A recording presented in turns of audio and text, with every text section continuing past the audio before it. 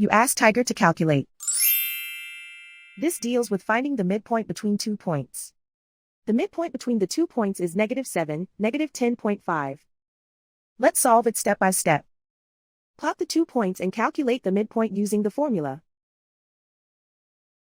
The coordinates of point 1 are, x1 equals 67, y1 equals 72. The coordinates of point 2 are, x2 equals -81, y2 equals -93. PM represents the midpoint of the 2 points.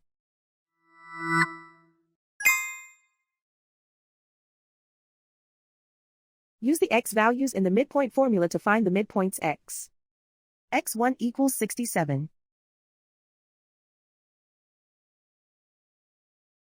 x2 equals -81. Simplify the arithmetic.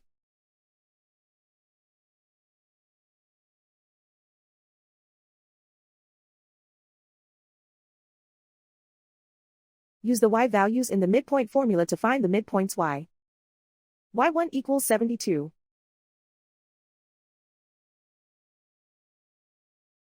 y2 equals -93. Simplify the arithmetic.